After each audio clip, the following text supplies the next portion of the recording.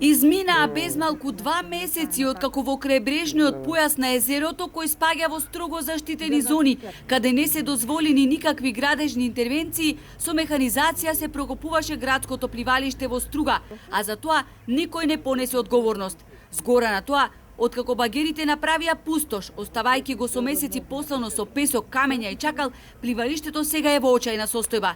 Без дозвола за градба и без да се обезбедат потребните мислења на надлежните институции од пливачкиот клуб Струга, во чија собственост е пливалиштето, самоволно го прокопаа и тампонираа за да направеле базен. Ова предизвика силен револт кај стружани, кои откако знаат за себе, деновите ги минуваа на пливалиштето. Денес кога гледам вака пливалиштево, тоа е страшна работа. И дали ќе го направат? Ако го направат, тоа е стран за Струга. Дали е безбедно сега ваквото пливалиште? Дали би можело да се користи?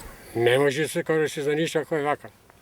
Функционираат ли во оваа држава надлежните институции? Прашува нашиот соговорник и вели дека е крајно време стружани да го кренат својот глас, да се организираат и да се изборат белегот на градот да се врати во првобитна состојба. При градежни зафати на пливалиштето, со механизацијата се направени дополнителни оштетувања на зидините, кои се уште поочливи сега во услови кога водостојот на езерото е низок. Уништено е оти. Ви гледате како е.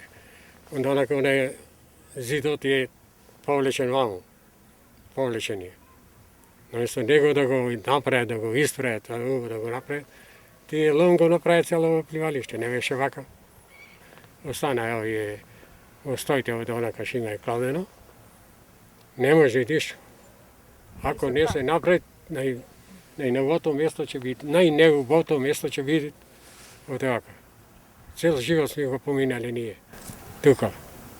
Откако се направи ненадоместлива штета, на терен се појавија инспекторите и изрекоа забрана за вршење на натамошни активности, бидејќи констатирале дека раководството на пливачкиот клуб немало дозвола за вадење на наносен материјал, ниту одобрен елаборат за животна средина, а недостасувал и основен проект.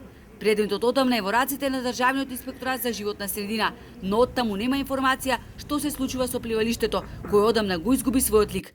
Трибините ги нема, а просторот кој некогаш го користеле пливачите сега представува угостителски објект.